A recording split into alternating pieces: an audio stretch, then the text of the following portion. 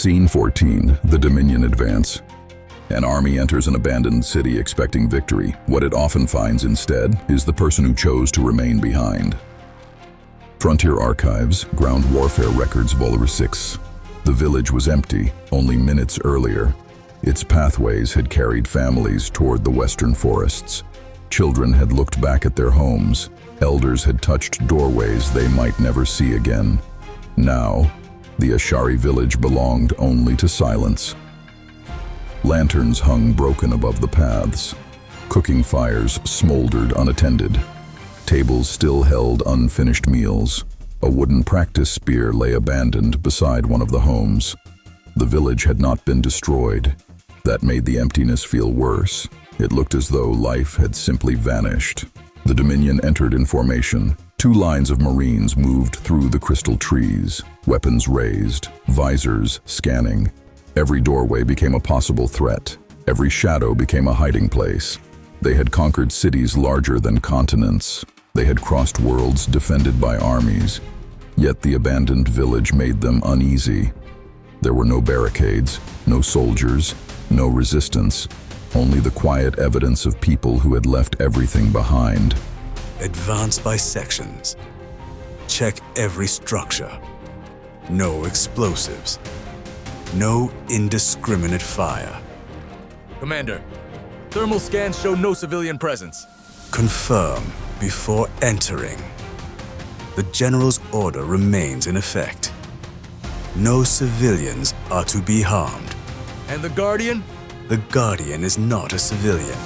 High above the village, aboard the Oblivion Spear, General Vorak watched the ground advance through a tactical projection. The village appeared as a pale blue map suspended before him. Dominion squads moved through it as crimson symbols. One figure remained separate from them all, stationary, waiting. Magnify Sector 7. 1 life sign. Human. Military profile consistent with the Guardian. Location. Central village approach. He is not retreating. No, he is choosing the battlefield. Request permission to engage. Permission granted.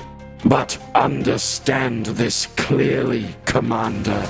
The Ashari are not combatants. Their homes are not targets. Their children are not leverage. Understood. If one civilian dies because discipline failed, the one responsible will answer to me. Yes, General. At the edge of the central square, Zandor waited. His cloak moved gently in the wind. The ancient crystal pendant rested beneath his armor. Its blue light pulsed against his chest. His pulse rifle was no longer across his back. It rested in his hands. Ready, not eager, never eager. He had spent 6 years hoping he would never hold it like this again. Yet his body remembered everything. Angles, distance, cover, line of sight, fields of fire. The old skills returned without permission. 24 infantry, 2 heavy units, 1 command element. He counted the positions automatically. 3 Marines moving along the northern houses, 4 advancing through the crystal gardens, a support team holding near the village entrance, Commander Rexus behind them, protected, observing. Zandor could have fired first. He could have killed the lead soldier before the Dominion knew where he stood. His finger rested beside the trigger, not upon it. To slow an army, you don't always need to defeat it. He looked toward the western forest. The Ashari were still moving. Every second mattered. You only need to make it afraid of the next step. Movement ahead. Hold formation. The lead squad saw him, 1 human, standing alone in the center of the village. No barricade, no army, no visible escape route. Only a weathered soldier beneath broken lanterns. For several seconds, neither side moved. Zandor. Frontier Peacekeeper identification confirmed. Lower your weapon. You know my name. We know enough. Then you know I won't leave them. The civilians are already leaving. You have accomplished your purpose. No, I've only started. Your position is surrounded. You cannot defend this village. I'm not defending the village. Then what are you defending? Time. The pendant beneath Zandor's armor answered. Blue light raced briefly through the pathways beneath the square. Dominion targeting systems flickered. Only for a second, but a second was enough. Now. Zandor fired, not at a soldier, at the crystal arch above them. The blast struck its weakened base. The ancient structure collapsed across the pathway in a storm of blue fragments. The Dominion formation broke apart. Marines moved for cover. Weapons tracked every direction. No one had been hit, yet the advance stopped. Contact. Identify firing position. He's moving! Zandor disappeared between the homes. A heartbeat later, a second shot destroyed a targeting sensor. Then a third severed the power conduit of a heavy weapon. Every blast was precise, every target mechanical. No bodies, no deaths, only confusion. Return. Fire. Controlled bursts. Do not strike the structures. The order came too late. The first Dominion pulse bolts crossed the village square. They struck walls, pathways, crystal trees. The abandoned village filled with light. The ground confrontation had begun, not as a battle between armies, but as a contest between one man and the seconds he could steal from an empire. Far within the western forest, Kyle heard the distant weapons. He stopped walking. He stayed. Yes, Will he come back? a guardian always tries. He is not alone. What do you mean? Kheros is walking with him. Behind them, the Ashari continued west. Ahead of them, ancient crystal tunnels waited beneath the mountains. And in the abandoned village, Zandor Ironheart prepared to teach the Dominion a lesson it had forgotten long ago. One determined guardian could delay an army. One wounded world could do far more. Scene 15, The Last Guardian. Experience is the one weapon no army can manufacture. It is earned only by those who survive long enough to regret it. War had finally reached Kheros, yet no battle lines existed. No armies faced one another. Only abandoned homes, and one man who refused to surrender them without purpose. Dominion Marines advanced carefully through the village. Every intersection was covered, every rooftop observed, every doorway scanned. It was textbook military doctrine. Against almost anyone, it would have been enough. Advance. Slowly. He wants us moving too fast. Rexus had read the Guardian correctly. He had not, however, understood him. Zandor wasn't trying to defeat the Dominion. He was controlling its rhythm. Every hesitation, every stop, every order repeated twice, every unnecessary detour. Time, only time. Movement! Pulse rifles fired, 3 controlled bursts, nothing. Negative contact. A loose cooking pot, nothing more. The Guardian had never touched it. The village itself had delayed them. Too predictable. Hidden beneath the remains of a collapsed crystal bridge, Zandor watched through the scope of his pulse rifle. He had already memorized every movement, every patrol interval, every officer, every hesitation. Peacekeepers survived because they observed, not because they shot first. A Dominion sensor drone spiraled from the sky. It struck a rooftop and exploded harmlessly. Recon Drone 3 destroyed.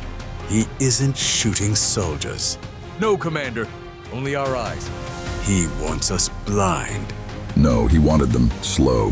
High above Kheros, General Vorak continued watching the engagement. Commander Rexus reports minimal casualties. As expected. The Guardian refuses lethal engagement. He remembers what soldiers become. Once killing becomes easy. Should we authorize heavier units?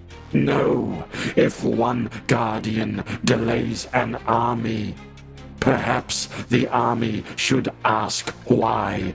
The officers exchanged uncertain glances. Few commanders spoke that way, fewer still during combat. One Dominion Marine entered a narrow alley. He stopped. The wall beside him carried a single symbol, drawn in blue crystal dust. A Peacekeeper tactical mark. Commander, I found something. He wants us here. A section of elevated walkway crashed into the alley. No Marines were crushed, but the route disappeared beneath tons of crystal stone. Passage blocked. Find another route. Another minute, gone, far away. The Ashari refugees continued west. Can they catch us? They are trying. And Zandor? He is teaching them how difficult one peaceful man can become when someone threatens his home. The words reached farther than the old elder realized, because hidden beneath shattered stone, the crystal roots carried every vibration, every heartbeat, every footstep, every choice. The world below was listening, far beneath the surface. The ancient vault responded, not with violence, with awareness. Blue energy spread through forgotten chambers, across builder corridors untouched for millennia. Ancient machines awakened one after another, silent, patient, watching. Deep beneath the northern ruins, ancient builder systems began initializing. Primary planetary network. Status. Reactivation in progress. Silence. Guardian signature detected. Blue light surged through enormous crystalline chambers. Machines older than recorded history responded. Patiently, without urgency. They had waited thousands of years. A few more moments meant nothing. We're already too late. Above, an empire searched for a weapon. Below, an ancient civilization prepared to answer. Between them, one guardian continued buying the only thing left worth fighting for. Time. Scene 16, beneath the crystal roots. The oldest roads are not carved through stone, they are remembered by the worlds that created them. Frontier Archives, Builder Research Collection Volderi. Far behind them, the sounds of war slowly disappeared. Pulse rifle fire became distant echoes beneath the mountains. The Ashari never looked back, not because they wished to forget, because every step forward carried someone they loved. Children, elders, families, everything they had managed to save from a world that had changed forever. The western mountains opened before them. Ancient tunnels stretched beneath the crystal peaks. Generations of Ashari had used these passages during harsh winters. Few remembered who had first carved them. None questioned why they existed. They had simply always been there. Stay close. No one walks alone. Blue crystals embedded within the tunnel walls illuminated as the refugees approached. Not brightly, not suddenly, almost as though recognizing familiar footsteps. They've never glowed like this before. I thought they only reflected sunlight. So did I. The deeper they walked, the brighter the passage became. No torches were needed, no lanterns. The mountain itself guided them. Luma slowed her pace. She reached toward one of the glowing crystal walls. They're singing. I don't hear anything. They're not singing to us. They're singing to each other. The adults heard only silence. The child heard a choir. Luma's singing crystal answered. Its blue light grew brighter, far brighter than anyone had ever seen. Your crystal? It knows this place. For the first time, the singing crystal left her hands. It rose gently into the air, only a few centimeters, weightless, surrounded by faint ribbons of blue light. How is it doing that? I don't know. The crystal slowly drifted forward, not randomly, purposefully, as though following a path invisible to everyone else. I think it wants us to follow. We follow. The tunnel widened, ancient pillars emerged from the darkness. Unlike Ashari craftsmanship, these columns were impossibly smooth. Every surface carried delicate geometric patterns that shimmered beneath the crystal light. No tool marks, no weathering, only perfection. Who built this? No one answered. The Ashari believed these caverns belonged to the mountains. The mountains remembered differently. Deep beneath the northern ruins, Planetary synchronization. 22%. Biological signatures confirmed. Native descendants detected.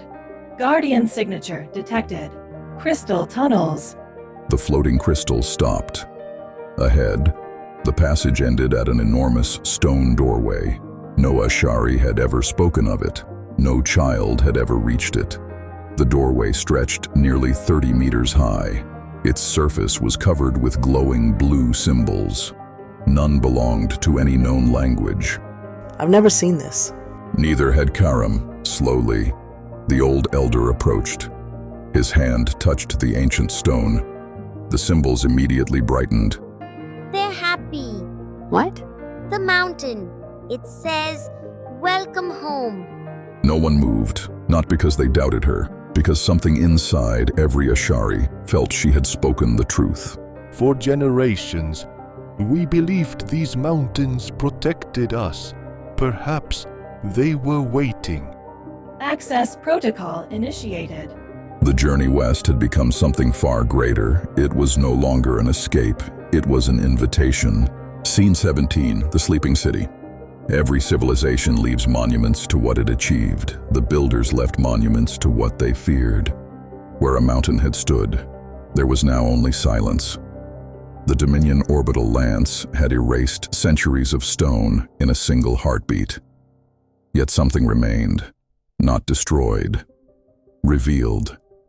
Beneath the shattered mountain, an impossible structure emerged from the earth, smooth, black, untouched by the bombardment.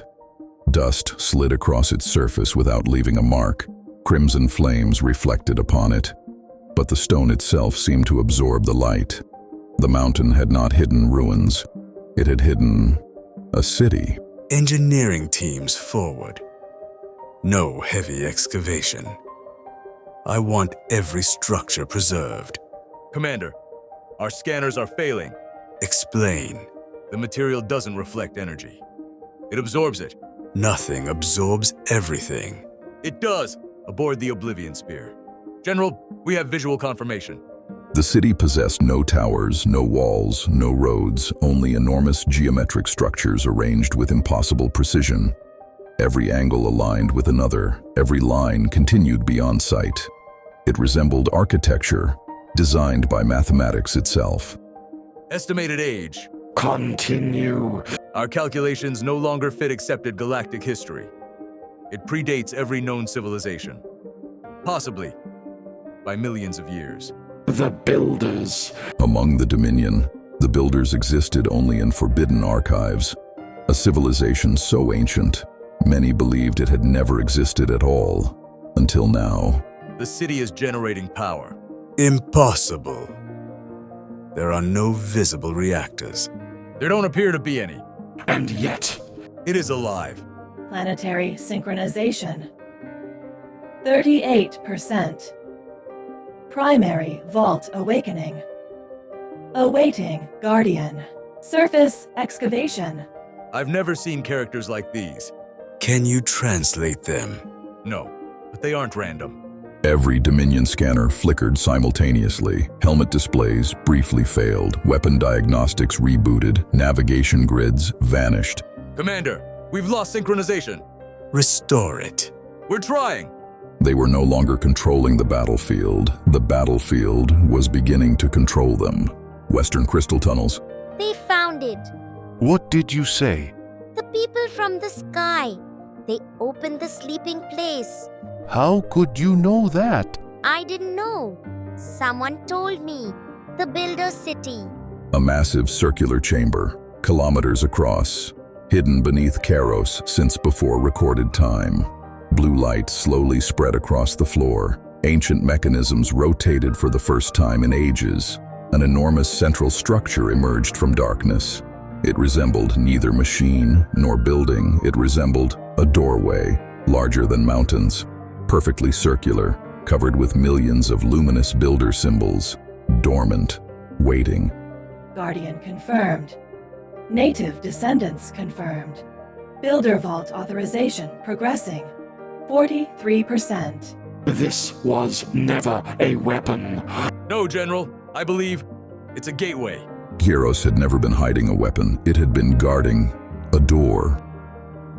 End of Part 2. Continues in Chapter 3, Part 3.